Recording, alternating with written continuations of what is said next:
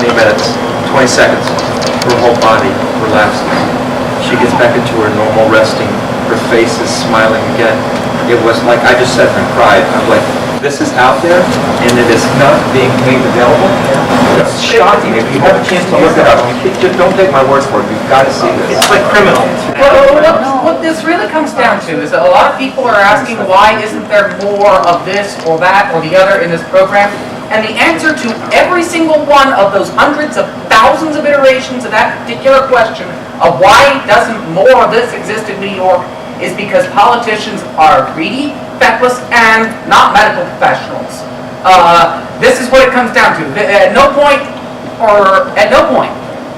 will you ever find yourself talking to a state assembly member in Albany, and they will at no point in that conversation will they ask you, how's your medical care being handled here in New York State? Do you think you're being treated well by the hospitals here? Do you think you're getting enough access to medication? You think they don't care about that. What they care about is restriction, and that is what makes everything more difficult. Whether it is Matt from Pharmacannabis who can't even put up a bleeding sign because the government says so, or whether it is patients who cannot get access to medicine, physicians who are afraid of federal reprisals with the Trump administration. These are all legitimate concerns, but all of it comes back to an understanding of a basic thing. The government is not your friend, and they're not there to try and make life better for you. If you want to make life better, you have to bug the government, and you have to make their lives hell in order for them to stop making your life hell. So that is the notion of which we have to understand.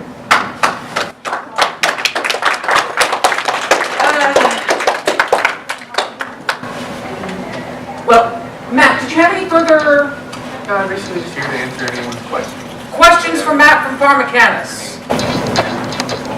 Yeah, what's the average cost of, let's say, the tincture?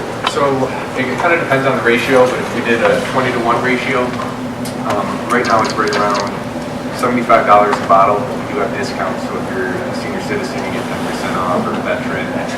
And we actually have a 25% sale going on right now. So we try to keep it as low as we can, as low as the state will let us, basically, because they're the ones that price it.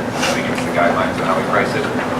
Usually a bottle, depending on how much you're taking, we usually see it lasts around 10 days. We have to get around 3 to 4 bottles a month. But remember, of course, all of this comes down to each individual. Exactly. So what we're talking about are what we see in terms of averages. Every individual, you have some people who just get the $20 a month and that works for them. Then you have some people, $1,000 that month in and they're still needing more. That comes down to individuals. And there's just no way for anybody, no matter how knowledgeable they are in the position, Dr. Dan can't sit here and write a prescription that will fit every single one of these people in this room. Because it doesn't work that way. Medicine just doesn't work like that. That kind of shoving square pegs into round holes is exactly what got us into this part, into this ridiculous situation where we're all sitting in this room asking, why can't we get access to this medicine? It is that kind of line of thinking of shoving square pegs into that round hole. And that's what the government does, because they don't believe in square holes. The government says every hole is round, and we're going to shove every kind of peg, no matter what shape, size, or whatever, down that hole. Is there companies out there that you could buy stock in before the pharmaceutical companies take over?